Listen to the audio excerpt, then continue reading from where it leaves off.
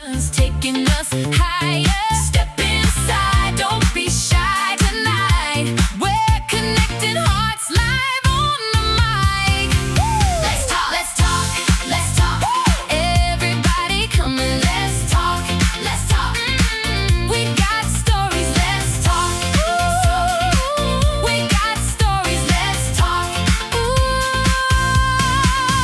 Let's talk. Ooh, yeah. Let's talk. Ooh, yeah. Hello and welcome to That Talk with Tariro. Today on the program, we have one powerhouse when we come to talk about public relations, marketing, international relations. She is one big brand that I admire and I know many Zimbabweans do admire. I'm talking about Potra's Deputy Director of Marketing and International Relations. That's Sibo Muteyiwa. Welcome to the talk. Thank you. Thank you so much, Terry. Such an honor to be here. We've been watching from the pews and just to be invited is just phenomenal. We are And, actually humbled just having you here. I'm humbled to be here. Maybe let's start off by unpacking who's Sibo Muteyiwa, because I know you wear so many hats. If I try and introduce you, I'll do an injustice. Who is Sibo Muteyiwa? I think first and foremost, my focus is transformational leadership, and I'm also a business coach and entrepreneurship coach, as well as an innovation coach. So I participate and lead some of the innovators in the country in terms of mentorship and also guidance in terms of business. I'm a non-executive director in some places and a board member and a board chair in some places. But on a day-to-day basis, I'm at Potras, serving our country through the mandate of Potras, which is to license and regulate the postal and telecommunications sector. Indeed, she wears so many hats. And when you look at your journey from a young age, this young girl at Malalume Primary School in Plumtree, to becoming who you are now, all these titles, but also being an anchor within one of our country's major institutions, that's Potras. What is the moment that you then realize that I'm not just building a career, I'm building an identity, I'm building a brand? I think growing up in Plumtree is very far, like the president says, it's very far, and from here in Harare. But from a young age, I was raised in a big family. There was 11 of us grandchildren, raised by our grandparents. And I was always the one that is being, given responsibilities and volunteering to take up responsibilities. Even at school, going to check the clock in the next room, in the next classroom. Yes. And then also, even at home, heading cattle, waking up at 4:30 a.m. to go and sunga strobo and go to the field to plow the fields, coming back and cooking for the young ones. And then also as I grew up and coming here in my career, I realized that early in my career, that you are measured on performance, focus, and integrity, and so those are the things that were focused in my home area in Plumtree, because I was raised by by people of integrity. People who believed that character is more important than anything, and being honest and focused beats any competition in the world. So I realized that time. And then I also, as I grew up in terms of my profession, I then realized that, you have to think strategically. Yeah. You have to have a goal. You have to look at things in a way that, has your future and other people, considering other people around you as well. Yeah. So I realized that building a brand is that important because people look up to you, and so you need to do the right thing all the time. Yeah. How did you rise through the ranks to be where you are now? We often hear people saying, for women, it's difficult to rise. But you've spoken about how you actually need to prove yourself. And you are judged by how you actually perform as an individual. I started in the hospitality industry actually, during O-level break, and went back to school. Then after I finished school, I then became a receptionist. And then in Chitungu is a telco road that Wow. side, and then went into the NGO space. Most of my life I spent it in the NGO space. Then eventually ended up in the mining sector, Shabani Mashawa Mines, where when I was just about to leave, my former HR director then decided, no, I think you are the person that we need for this position, so we're going to promote you. Wow. So instead of me leaving as an officer, I was then promoted to be a PR and marketing executive at Shabani Mashawa Mines. And then from there, Shabani Mashawa Mines then closed down. I stayed at home for about 6 months and then got a job at World Vision, where I was the marketing and PR manager there.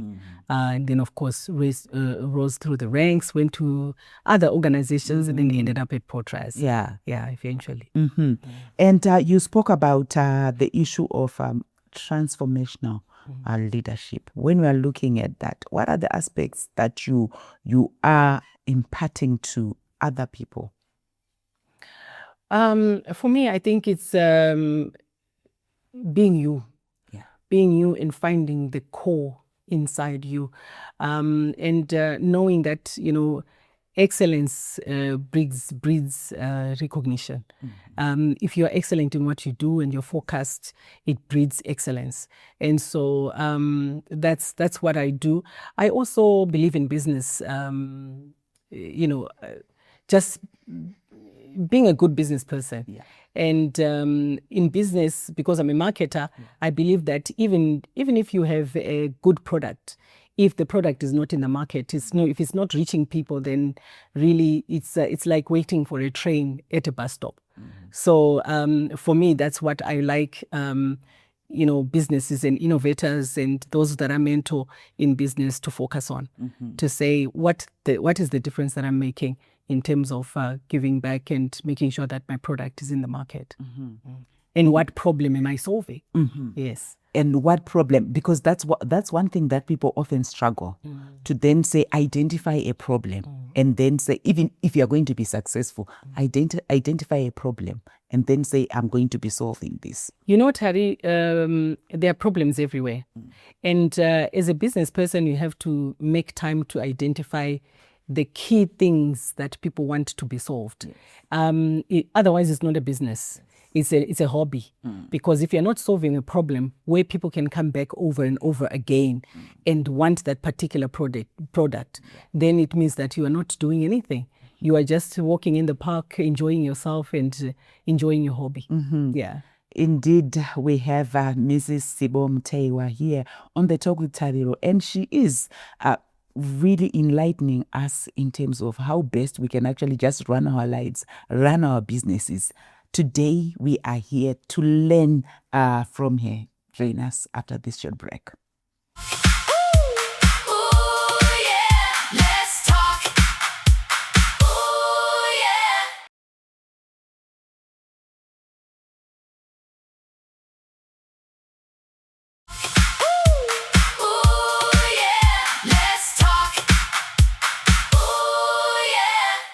Welcome back. We continue with our discussion on the Talk with Tariro, where we have Mrs. Sibo Muteyiwa. I want to find out from you, was there ever a time when you felt that you have to actually prove yourself in your career? You spoke about the need to be judged by your results and all that kind of thing, the importance of excellence. But was there ever that time? And if so, what did you do? And what did that actually teach you in terms of just learning up around marketing, growth, and issues of leadership? Yes, many times, Tari. I think as you start at the beginning, you realize that in most spaces you are either the youngest person in the room, or you are the only Ndebele speaking person in the room, or you're the only one with the rural background. Others went to private school. And then, or you are there as somebody who has less experience than everybody. But I don't usually take it personal like that. I think it's always been a challenge to me, and I like taking challenges. And because I had mentors from a young age, they've always said to me, always apply yourself to the fullest. And I apply myself to the fullest. I always want to achieve beyond what I'm expected. And so my mentors always used to say to me, or they still say that, be slow to speak and quick to listen. Wow. That Be will slow then- to speak. and quick to listen. Wow. That way you can prove, when you then speak, you then prove that you're actually worth listening to. And I also performed. I performed, which is what really spoke the loudest, more than my age or where I come from. So I think performing and being able to deliver on the results and put it on the table, that would then quieten everything else. So I've had to prove myself many times, and I think I continue to do so. I'm actually just tempted to ask you, because looking at you, you're somebody who's actually results oriented, performance based. There's this issue that we often talk about, the issue of gender parity and all that. This as how we perform as women, and oftentimes people will look at us and say, you got that position because they needed a woman to be part of, maybe to fulfill that gender dimension that's required. You know, in our country, I think that has been dismissed, because you see how our president has appointed so many powerful women in powerful positions. And so I think, yes, we've always lived in a patriarchal environment where people believe that a woman is not able to deliver as much as their counterpart. But I believe that for me, gender, when I say gender, I believe it's equitable approach of doing things. And I think it's got nothing to do with being female or male. Just need to balance the spaces, because I know that women has certain characteristics and discernment that men don't have, and men have strengths some of the strengths that women don't have. So I believe that if you bring it together, then it makes a very powerful team. So to me, that should be dismissed with the respect that it deserves. Yes.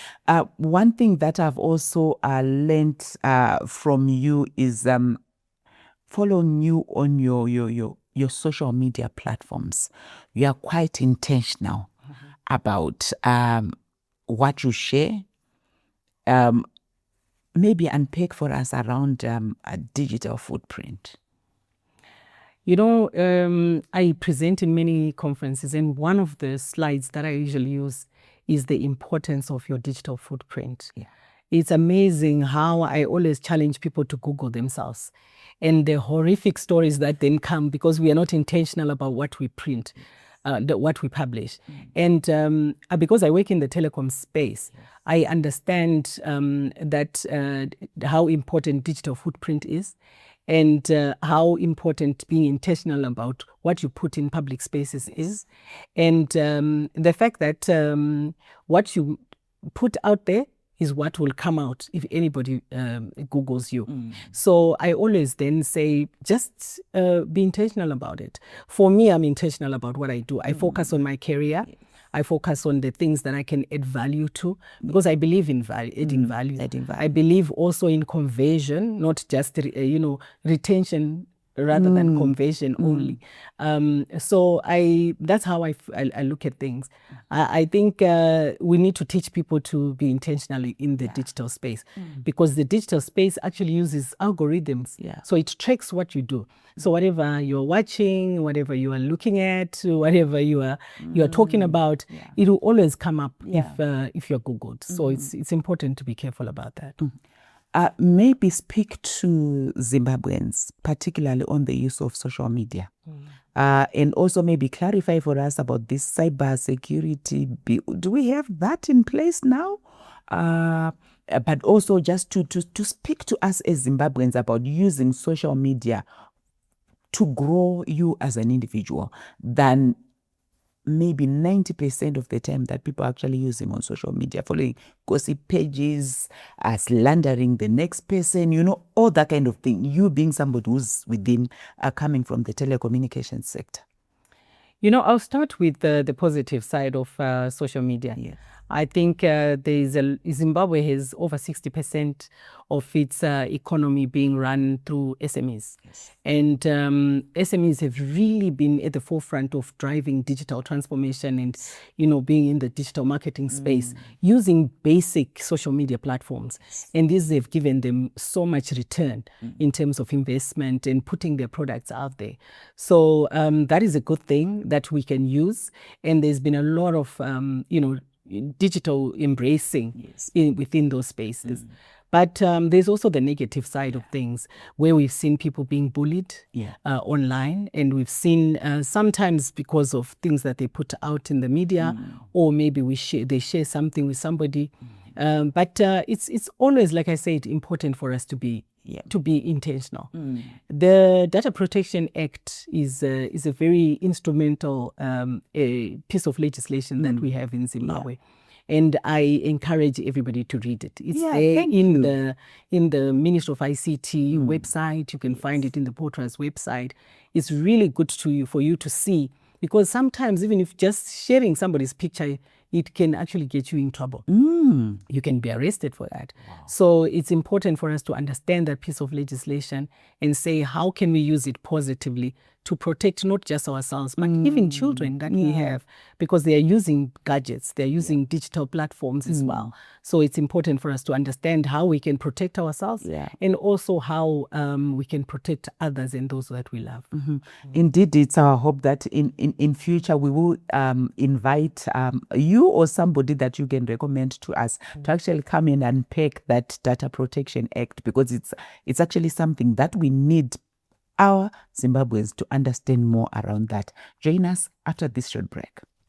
Ooh, yeah, let's talk.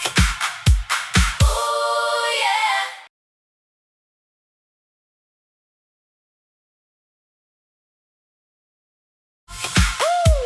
Ooh, yeah, let's talk.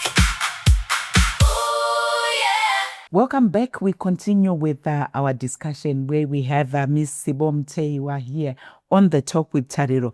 Let's go back to your work within the telecommunications industry. And looking at where you've come from, I think this is where you've stayed even more than, What would you say are the insights that you have gathered from telecoms that maybe most marketers out of the industry would not fully understand?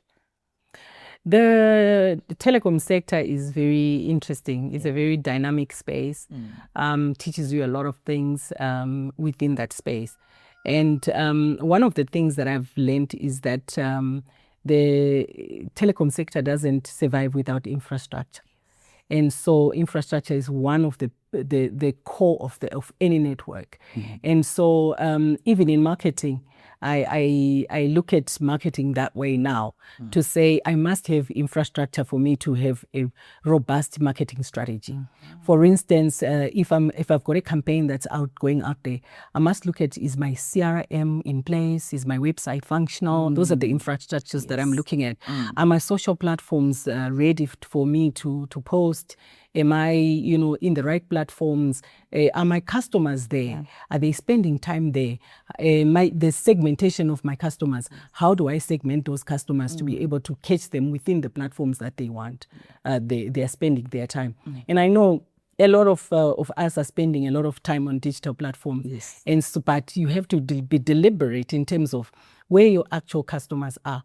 And also just looking at the telecom sector, I believe that, I always say that, the best advert that I've seen was not anything glitz and glamour. It was, the dial maybe 1110, a hash, and somebody can do it from a $20 phone in the rural areas. They have access. So issues of access are very, very important. Not just access in terms of connectivity, but also you as a business person having access, making sure that your customers have access to you and to your product and to your brand. Because without access, it means that there's really no business that's going on. So that's what I've seen. And also just having data-driven decision making. In the telecom sector, otherwise you miss the plot if you don't use data. Data is really the new gold, as they say. So we use a lot of data, statistics, analytics. So these are key issues in the marketing space. So yeah, that's what I would So when you're looking at us as a country, Zimbabwe, how would you say we compare with the global world? I know you attend most of these conferences, opportunities with other countries, and you've been able to actually compare ourselves when it comes to issues of digital marketing, which is something that you're actually quite passionate about. The Zimbabwe market, we're not far. I think we do look like we are far, but we are not far. Also keeping in mind that our economy is unique. It has its own life on its own. It's not the same as others. And then also just looking at the environment, the economic environment, our economy is unique as well. Like I said, 60% of our economy is run by SMEs. So what it means is that we cannot compare, for instance, with South Africa or Nigeria. Those have huge budgets for advertising and marketing and things like that. So digital marketing, obviously, it's at the top of the list. But here we are making do, we are being creative and innovative around the platforms that are cheaper to use, that are easy to use, that we can access better, and that our people are on, like WhatsApp, for instance. There's a lot of people that are on WhatsApp and simple platforms like Facebook. So I think we are not really far. We are creating, and we are, you know how we say Zimbabweans are more creative at hustling. So we are also creative as in hustling in the same space. Because we are using the platforms that actually work every day for us to leverage on them. Yes. And within your field, if there's one thing that you would say you need to fix, what would it be? I would say opportunities for women. Opportunities for women, because we still have a lot of young women who are very hesitant in considering careers within the ICT sector. And one of the things that I've seen is that most of our women live in the rural areas. The big chunk of our population are women and girls. And they are still, very hesitant. They're afraid to go into that space. So I believe we just need to hold their hand, ourselves who are already in that space, to say, you know what, if you're an engineer, there's nothing scaring about it. And some of them actually have the correct points and the right points, the right qualifications for them to be able to go into that space. But they will like, oh, no, I think it's too hard, or I'll be working with just men only. But I think we've had such improvements because we've got Girls in ICT Day that we host every year. That has really pushed in terms of the number of young women who have come into our space. When I came to Portras, we only had one female engineer, and now we have more than 15. Wow. So I think just within the 10 years I've been there, we've seen such growth. And I think we are moving in a good trajectory. And if we continue going that direction, I think we'll really achieve a lot. We are also working with other organizations, like the Elevate Trust, STEM Lady that we're working with in terms of pushing the mentorship programs and bringing in more young women and boys to come and be able to work together and to give value to our country. Indeed, last week we actually had the STEM lady here, and the conversation is almost like it's continuing. You spoke about how you're actually making intentions to just increase, especially the number of women within ICTs, within Portras. So what message would you give to young girls who are watching you? There are some who have watched your journey within the pure whatever field, and now you've become this powerhouse who wears so many hats. What message would you give? I would say build credibility, deliver value. That will never be matched by anything. If you deliver value and you have credibility, you have focus, and you are thinking both strategically and also in terms of applying yourself, I think you would succeed. So I would say the girls fly high, and the wings are yours, and the sky belongs to nobody. Yeah. And as we are wrapping up, that quote that you spoke about earlier on, I think that's the message that I would want to leave our listeners. You said, be quick to... Be slow to speak. Slow to speak. And quick to listen. Quick to listen. And deliver value. Deliver value. Need I even say more? Until next week, it's goodbye. We got stories, let's talk. Let's talk. Ooh, we got stories, let's talk. Morning light and the cameras rolling, people smiling, conversations flowing. From the city streets to the worldwide view,